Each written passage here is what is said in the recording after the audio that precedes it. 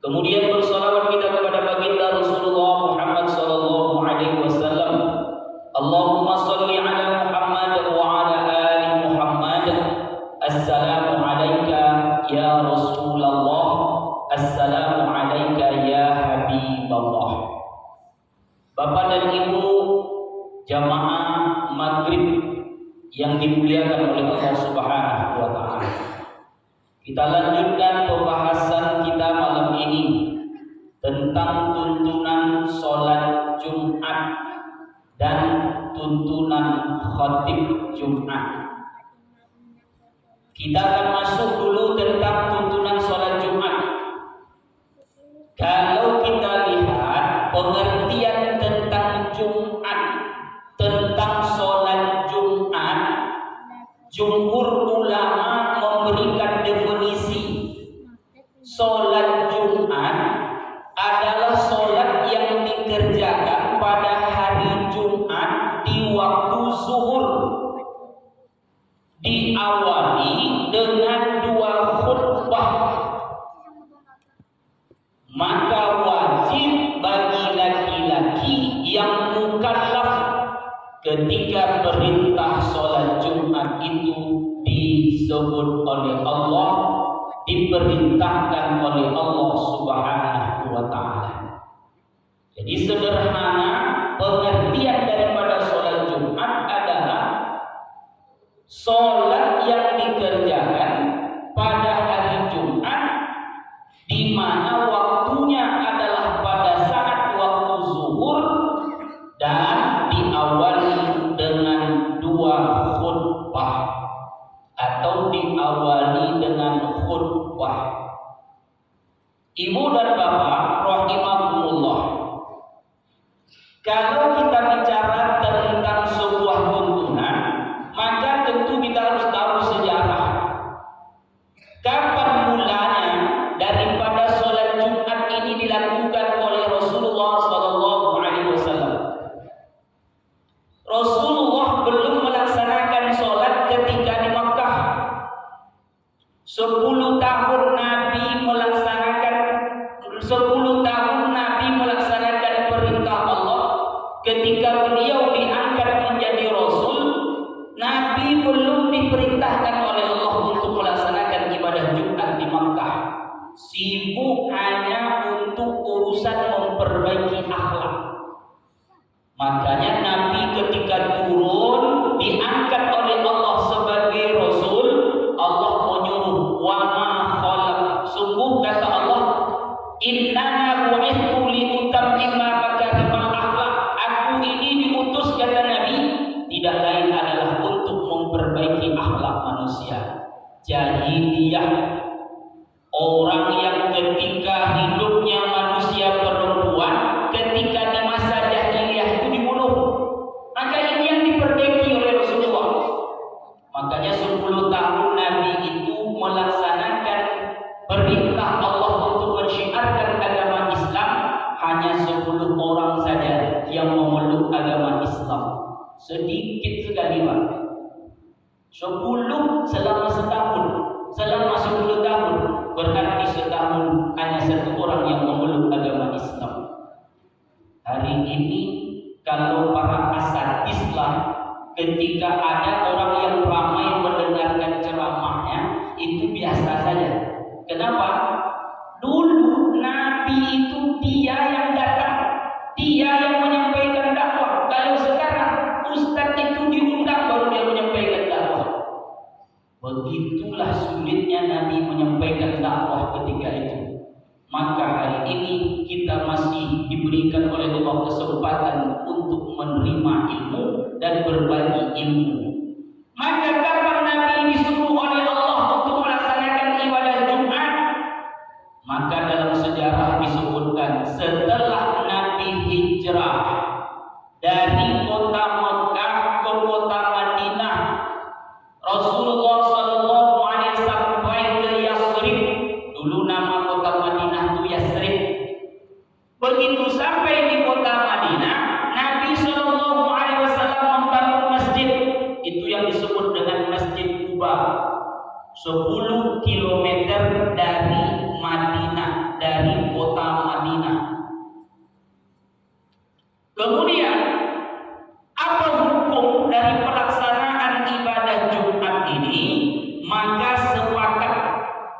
Jumhur ulama sepakat bahwa hukum melaksanakan ibadah Jumat adalah fardu ain bagi seorang laki-laki yang mukallaf.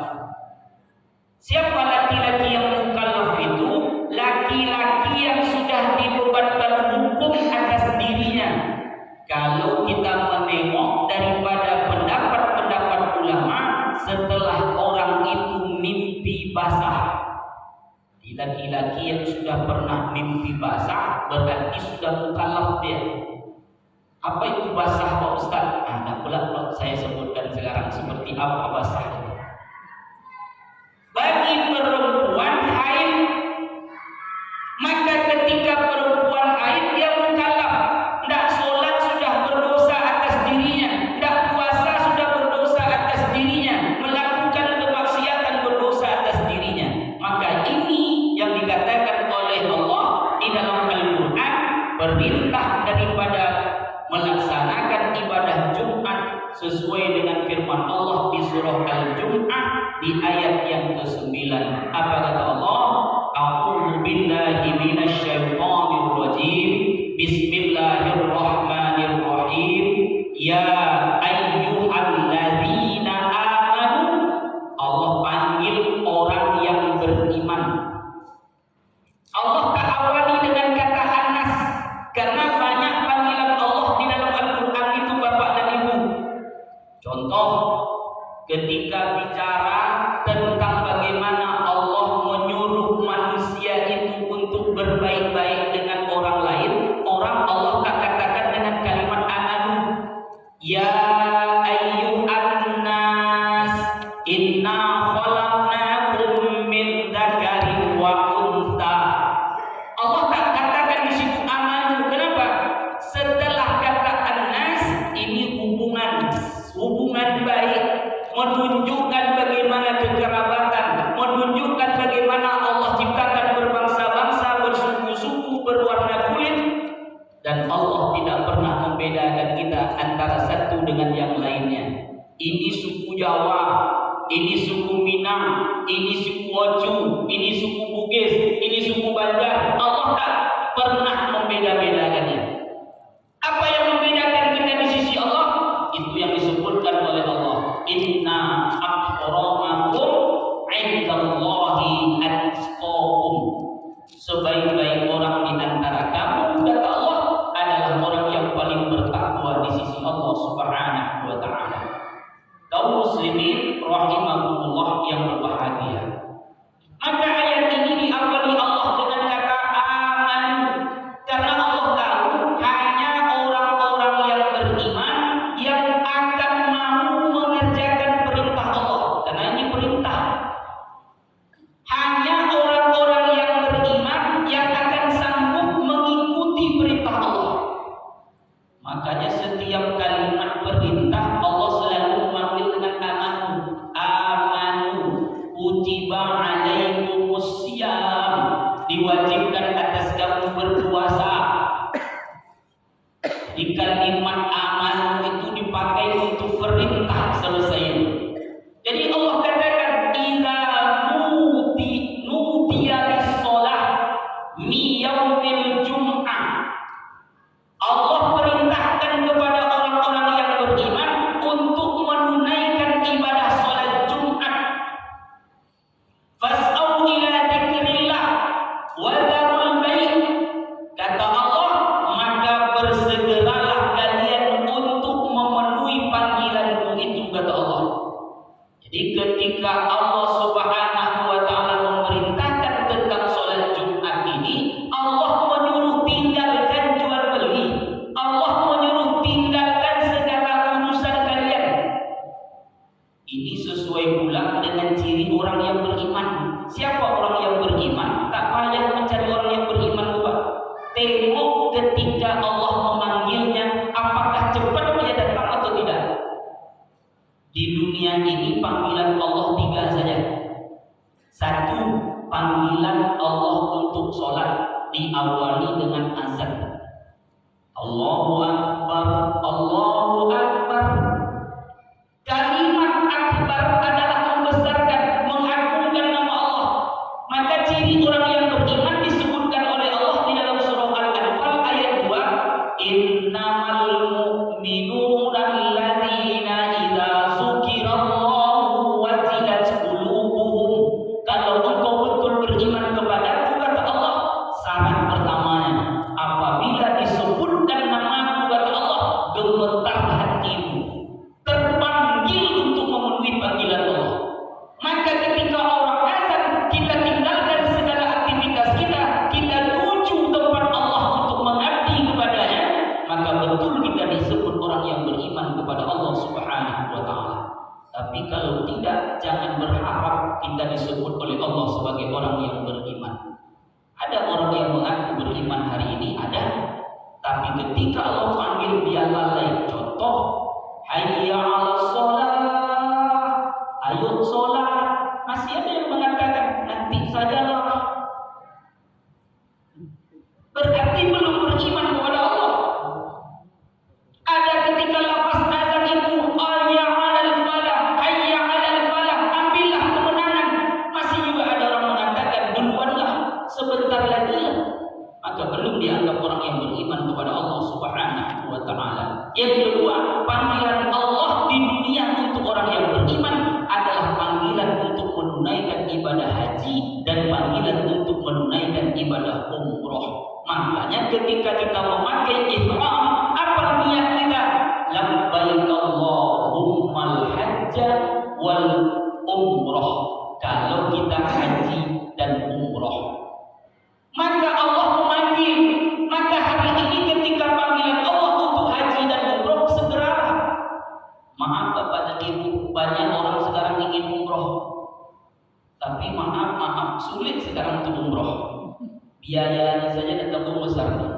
Kalau mau ikut umroh hari ini 38.500.000. Itu pun banyak sekali melakukan karantina. Di Indonesia saja 8 hari Pak. Pergi di Jakarta sehari, pulang 7 hari. Di Madinah 4 hari, di Mekah 4 hari. Pulang balik kena swab, disusu hidungnya terus. Lama-lama boleh disusuk ada godang hidung apa.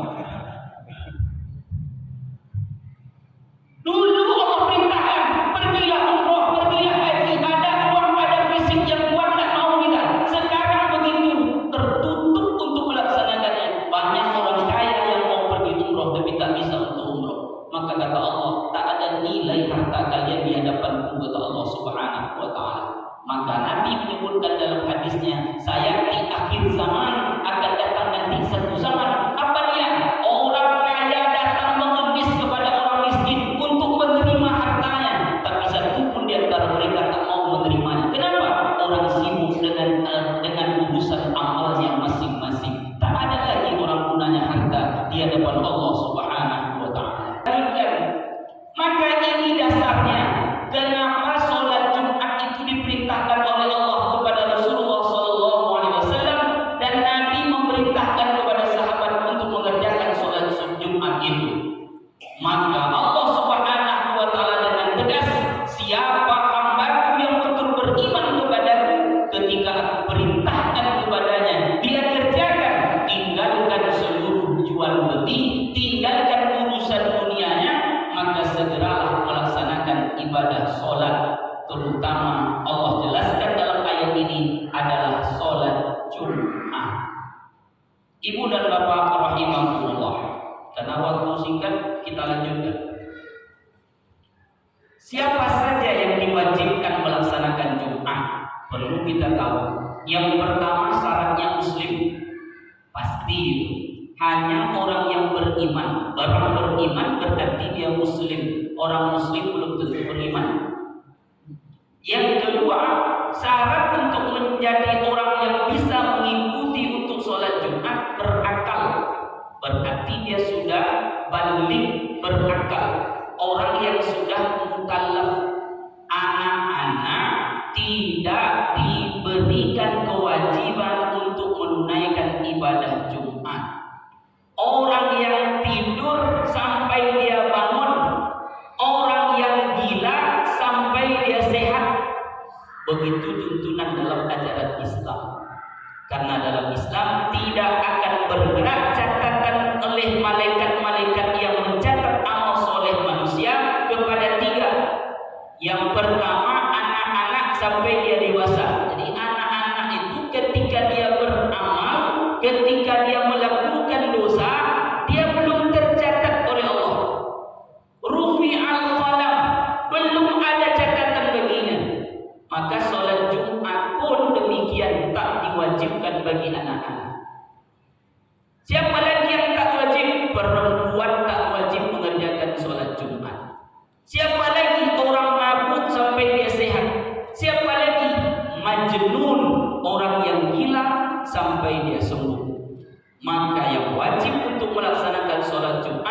orang yang berakal, orang yang baligh.